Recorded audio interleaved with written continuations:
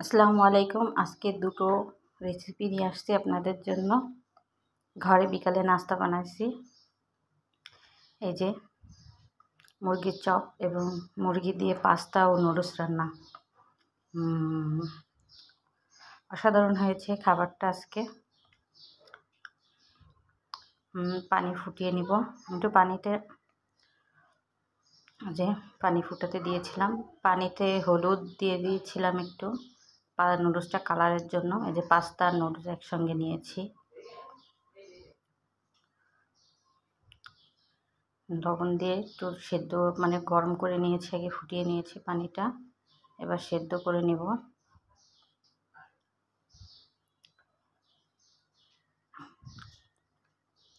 ঢেকে দিব আবার। এই যে এটা সেদ্ধ হয়ে গেছে।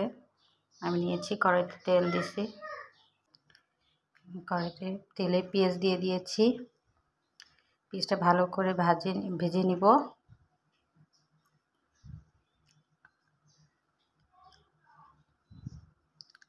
একটু লবণ দিয়ে দিব। এই যে গোশটা দিয়ে দিলাম। গোশটা দিয়ে ভালো করে একটু ভেজে নিব। একটা ডিমও দিয়ে দিলাম। ডিমটা একটু ভালো করে নেড়ে ডিমটাও ভেজে নিব।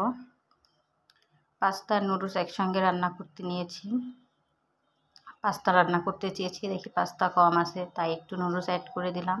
আমি মাঝে মধ্যে পাস্তা নুডলস একসঙ্গে রান্না করি। একটু সস দিয়ে দিলাম, টমেটো সস। এই যে নুডলসটা দিয়ে দিলাম। সবাই আমরা নুডলস রান্না করতে পারি, তারপরও একটু শেয়ার করলাম আপনাদের সাথে আমার বিকালের নাস্তাটা। যে দেখেন, আমার পাস্তাটা কিন্তু অনেক সুন্দর। আমি একটু ম্যাগি মশলা দিয়ে দিলাম নুডলসে একটু, তারপরে পাস্তা একটু ম্যাগি মশলা দিলে টেস্টটা অনেক বাড়ে। নুডলসে সবসময় ম্যাগি মশলা ইউজ করি, আমার কাছে খুব ভালো লাগে খেতে। সত্যি নুডলসটা অসাধারণ হয়েছিল খেতে। গোশ ডিম দিয়ে রান্না করেছি তো, অনেক মজা হয়েছে। এই যে আমি বানাবো, মুরগি দিয়ে আলুর চপ।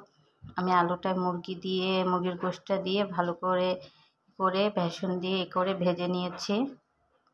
এটা আর আপনাদের সাথে দেখালাম না বিকালে কি নাস্তা বানালাম, এটাই শুধু শেয়ার করলাম একটু। তো আলু দিয়ে মুরগির গোশ দিয়ে একসঙ্গে মাখিয়ে ভালো করে ভেজে নিলেই হয়ে যাচ্ছে আমাদের বিকালের নাস্তাটা।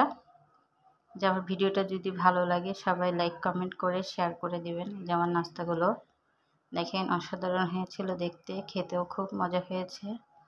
যে নুডলসটা। আল্লাহ হাফেজ।